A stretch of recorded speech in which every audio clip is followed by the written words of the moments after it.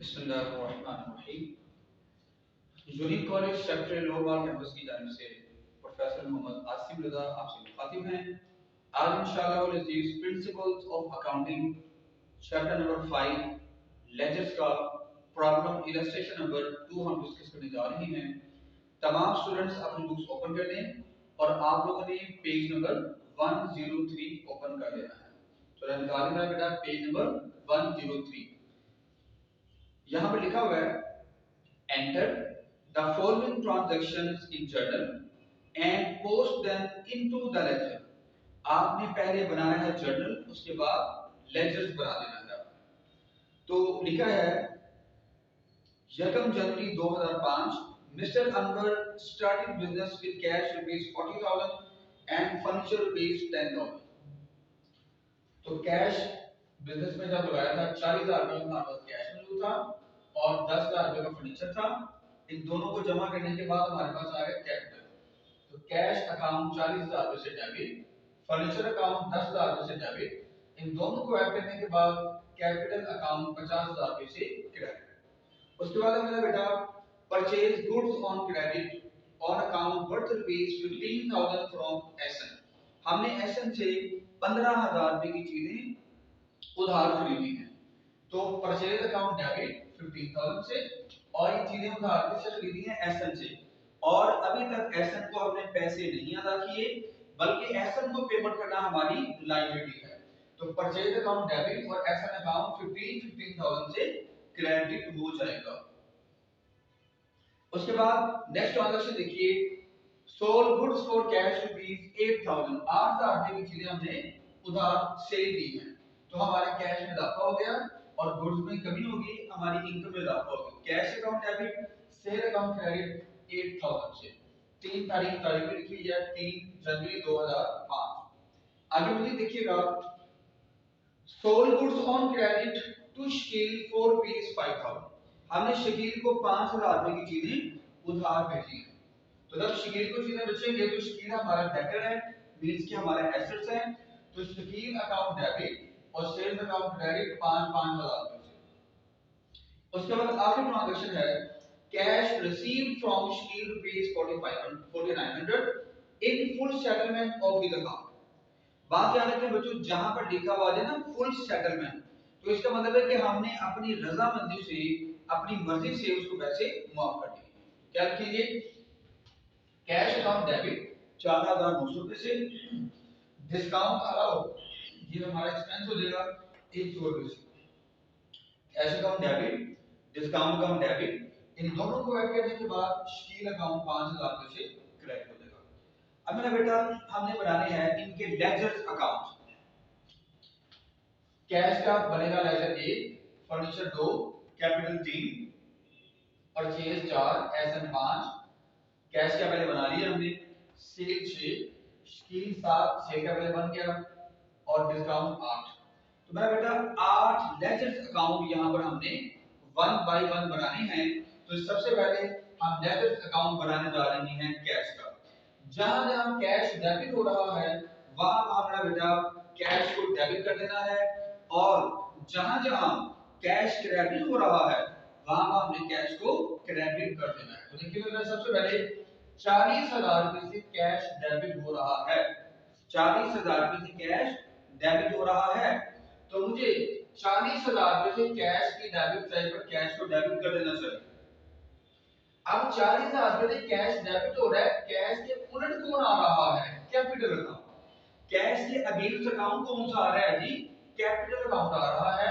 मेरा बेटा furniture account नहीं आ रहा, क्योंकि फर्नीचर भी डेबिट हो रहा है। हम लिखेंगे कैश डेबिट हो रहा है 40,000 रुपए से, और उसके अगेंस्ट अकाउंट कौन सा आ रहा है? कैपिटल का। कैश 40,000 रुपए से डेबिट हो रहा है, इसके अगेंस्ट कौन सा अकाउंट क्रेडिट हो रहा है? कैपिटल अकाउंट क्रेडिट हो रहा है 40,000 रुपए से। ये हमने पहली रिकॉर्डिंग कर। उसके बाद कैश को तलाश करें, मजीद ये फिर कैश आ गया 8,000 रुपए से कैश डेबिट हो रहा है, तो मुझे कैश की डेबिट साइड पर 8,000 रुपया लिख देना चाहिए। कैश के उलट कौन आ रहा है? सेल, तो यहां पर मैंने सेल अकाउंट शो करवा दिया। उसके बाद मजीद हम कैश तलाश करते हैं, तो ये कैश आ रहा है आखिरी ट्रांजैक्शन में 4,900 रुपए से। बात याद रखें, कैश के सामने जो अमाउंट लिखी होगी हमारा ताल्लुक उसी अमाउंट के साथ होगा। कैश के सामने 4,900 लिखा हुआ है, कैश डेबिट हो रहा है 4,900 से। अब मुझे कैश की डेबिट साइड पर 4,900 लिख देना चाहिए। तो मैंने कैश की डेबिट साइड पर 4,900 लिख दिया। इसके अगेंस्ट अकाउंट कौन सा आ रहा है? शकील अकाउंट। डिस्काउंट नहीं आ रहा क्योंकि डिस्काउंट तो डेबिट हो रहा है। हमने वो चीज लेनी है जो उसके उलट होगी, वो यहाँ डेबिट होगी या क्रेडिट होगी। कैश ऑलरेडी डेबिट हो रहा है, डिस्काउंट भी डेबिट हो रहा है, मेरा नाम तो कैश के साथ है ना, तो कैश डेबिट हो रहा है, उसके उलट कौन सा अकाउंट आ रहा है? शकील अकाउंट। 4,900 ऐसा नहीं करना आपने कि कैश डेबिट हो रहा है जिसकी वजह से शकील 5,000 नहीं, ऐसा बिल्कुल नहीं करना। आप लिखेंगे कैश डेबिट हो रहा है, कैश के सामने क्या आ रहा है? 4,900। ठीक है। अब हम देखें क्रेडिट साइड पर कुछ भी नहीं आया, तो इन तीनों अमाउंट्स को हम जमा करेंगे तो ये बनेगा 52,900। अब 52,900 को क्रेडिट साइड से माइनस कर देना है हमने। तो मेरा बेटा क्रेडिट साइड पर कुछ भी नहीं आ रहा माइनस करने के लिए। अब हम क्या करेंगे, इन तीनों अमाउंट्स को हम जमा करेंगे, 5,900 रुपया आ जाएगा और यही 5,900 रुपया हमारा बैलेंस आ जाएगा। तो ये हमारा कौन सा बैलेंस हो गया? ये डेबिट बैलेंस हो गया।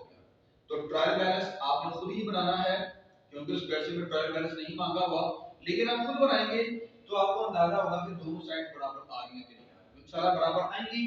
तो ये कैश का डेबिट बैलेंस है, ये आप कहां लिखेंगे? ये आप लिखेंगे कैश की डेबिट साइड। तो मींस कि अगर मैं लास्ट ट्रायल बैलेंस बनाता हूं, ट्रायल बैलेंस लास्ट आपने इसको नीट एंड क्लीन करके बनाया है। मैं देखता हूं कि कैश ये डेबिट साइड लिख लेते हैं, ये क्रेडिट साइड। कैश की डेबिट साइड पर आ गया 52,900 रुपया।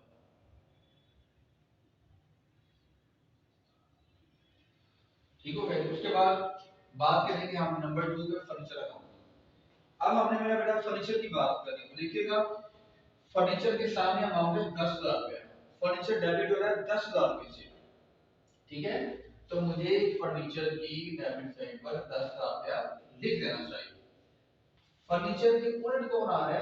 कैपिटल। ऐसा नहीं करना कि आप लिखिए फर्नीचर के उलट कैश आ रहा है, नहीं, ऐसा बिल्कुल नहीं करना। आपने देखना है फर्नीचर के अगेंस्ट क्रेडिट साइड पर कौन सा अकाउंट आ रहा है, तो वो आ रहा है कैपिटल का। अब आपने फर्नीचर के सामने जो अमाउंट है 10,000 रुपये वो लिख लेनी है। ऐसा ना हो कि आप इसमें लिखिए फर्नीचर डेबिट हो रहा है किसकी वजह से? कैपिटल 50,000 रुपये, नहीं, ऐसा नहीं करना। आपने अमाउंट कौन सी लिखनी है? जो फर्नीचर के सामने आ रही है वो है 10,000 कैपिटल की वजह से। इसके अलावा फर्नीचर और कहीं भी नहीं आ रहा, आप देख सकते हैं, चेक कर सकते हैं। तो इसका मतलब ये हुआ कि फर्नीचर की सिर्फ डेबिट साइड पर 10,000 रुपया आ रहा है, क्रेडिट साइड पर कुछ भी नहीं आ रहा। तो फिर यही वाला 10,000 रुपया यहाँ पर बैलेंस कैरी डाउन के ऊपर आ जाएगा। तो दूसरी चीज है यहाँ पर आप लिखेंगे फर्नीचर 10,000। मैंने क्यों 10,000 लिखा? क्योंकि डेबिट साइड बड़ी आ रही है, जो साइड बड़ी आ रही होती है वही बैलेंस होता है। पहले यहाँ पर कैश वाली साइड बड़ी आ रही थी, कैश वाली साइड डेबिट साइड बड़ी आ रही थी, तो यहाँ मेरा बैलेंस भी कौन सा हो गया? डेबिट बैलेंस हो गया। फिर फर्नीचर वाली साइड डेबिट साइड बड़ी आ रही थी, मेरा फिर कौन सा बैलेंस हो गया? डेबिट बैलेंस हो गया। अब हम बात करेंगे अपने अकाउंट नंबर 3 कैपिटल अकाउंट की बात करेंगे। तो मैं बता कैपिटल अकाउंट क्रेडिट हो रहा है कितने से? 50,000 से। इसके अगेंस्ट दो अकाउंट आ रहे हैं, एक तो कैश अकाउंट 40,000 से और दूसरा फर्नीचर अकाउंट 10,000 से। इन दोनों को जमा करके फिर भी 50,000 पे आता है। इसके अलावा पूरे क्वेश्चन में कहीं भी कैपिटल नहीं आ रहा।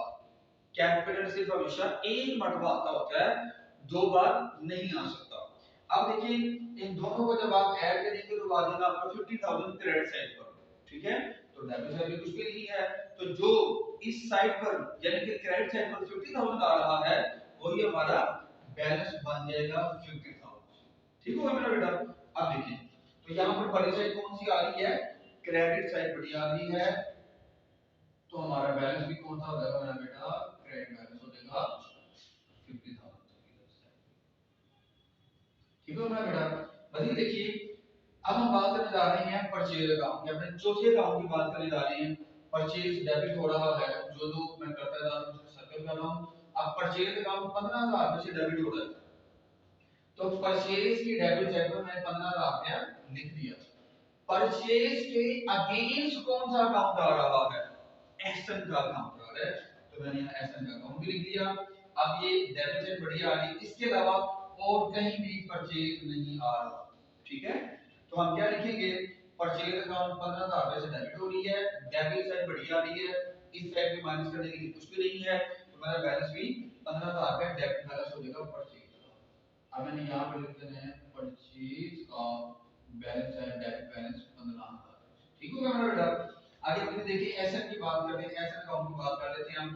एसेट अकाउंट यहाँ पर क्रेडिट हो रहा है 15,000 रुपए से, इसको उल्टा आ रहा है परचेज, तो एसेट क्रेडिट हो रहा है 15,000 रुपए से, ये इसके अगेंस्ट अकाउंट कौन सा आ रहा है? परचेज का, तो माइनस करने के लिए यहाँ पर कुछ भी नहीं है, तो यही 15,000 रुपए हमारा बैलेंस आ जाएगा। और ये अब यहाँ पर बड़ी साइड कौन सी आ रही है? क्रेडिट साइड बड़ी आ रही है, तो हमारा बैलेंस भी कौन सा होगा? क्रेडिट बैलेंस हो गया एसएन का। तो एसएन का 15,000 रुपए का आ जाएगा मेरा बेटा क्रेडिट, ठीक होगा मेरा बच्चा। अब हमारे सिर्फ 3 अकाउंट रह गए हैं, और वो कौन कौन से अकाउंट है? अब हम बात करने जा रहे हैं सेल अकाउंट की, जो कि हमारा छठा अकाउंट है।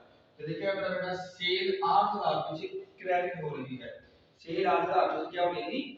क्रेडिट हो रही है, तो जरा अंडरस्टैंड कीजिएगा, ये 8,000 रुपए से सेल यहाँ पर क्रेडिट हो रही है। तो यहाँ पर आप देखें सेल 8,000 रुपए से क्रेडिट है, सेल के अगेंस्ट कौन सा अकाउंट आ रहा है बेटा? कैश अकाउंट आ रहा है, तो यहाँ मैं कैश अकाउंट लिख दूंगा, ठीक हो गया जी। उसके बाद मजीद देखिए, जब हम सेल की बात करते हैं, ये सही है कि सेल 8,000 रुपए से क्रेडिट कौन सा आ रहा है? कैश अकाउंट आ रहा है।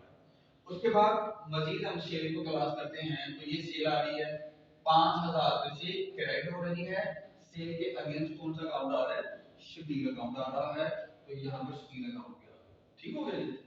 अब आप इन दोनों को ऐड करें तो वो 13,000 आ जाएगा, माइनस करने के लिए कुछ भी नहीं है, तो यहाँ पर सेल आ ही नहीं। अगर यहाँ भी सेल होती, इस अमाउंट से इस अमाउंट को माइनस कर देते, लेकिन यहाँ कभी सेल आ नहीं सकती है, तो इन दोनों को ऐड करने के बाद 13,000 हमारा बैलेंस आ गया। अब ये कौन सा बैलेंस आ गया? सेल का बैलेंस आ गया, क्रेडिट बैलेंस आ गया। अब सेल आ जाएगी 13,000 रुपए से क्रेडिट साइड पर, ठीक होगा बच्चों। अच्छा उसके बाद मुझे देखिए मेरा बेटा शकील अकाउंट की बात करते हैं। तो शकील अकाउंट डेबिट हो रहा है 7,000 से, 7,000 रुपए से शकील अकाउंट डेबिट हो रहा है, इसके उल्ट कौन आ रहा है? सेल। तो 7,000 रुपए से 5,000 रुपए से, ये देखिए 5,000 रुपए से शकील डेबिट हो रहा है, उल्ट कौन आ रहा है? सेल। तो 5,000 रुपए से शकील डेबिट हो रहा है, इसके अगेंस्ट अकाउंट आ रहा है सेल अकाउंट, ठीक है। उसके बाद मजीद देखिए शकील को तलाश करते हैं, तो ये आखिरी मर्तबा इस शकील पे क्रेडिट हो रहा है 5,000 रुपए से, इसके अगेंस्ट दो अकाउंट आ रहे हैं, शकील क्रेडिट हो रहे हैं ना, इसके अगेंस्ट दो अकाउंट आ रहे हैं, कौन कौन से अकाउंट आ रहे हैं? एक कैश अकाउंट आ रहा है, एक डिस्काउंट अकाउंट आ रहा है, तो ये दोनों साइडें बराबर आ गई हैं, तो लिहाजा शकील अकाउंट का बैलेंस नहीं होगा, शकील अकाउंट का बैलेंस नहीं होगा। यहाँ पर आप शकील अकाउंट लिख लें, लेकिन इसका जो बैलेंस है वो डिल होगा, दोनों साइडों पे ऐसे डैश डैश लगा दें, शकील अकाउंट का बैलेंस नहीं होगा। उसके बाद आखिरी अकाउंट है मेरा बेटा डिस्काउंट अकाउंट। तो डिस्काउंट अकाउंट की बात करते हैं, जब देखिएगा आखिरी चीज है डिस्काउंट 100 रुपए से डेबिट हो रहा है। अब डिस्काउंट डेबिट है ना, इसके उल्ट कौन सा अकाउंट आ रहा है? शकील अकाउंट आ रहा है, तो हम डिस्काउंट की डेबिट साइड पे 100 रुपए लिख देंगे और उसके उल्ट कौन सा लिख देंगे? अकाउंट शकील अकाउंट लिख देंगे। अब आपने देखना कि इस साइड में कुछ भी नहीं आ रहा, डेबिट से बड़ी है, यही हमारा बैलेंस आ गया।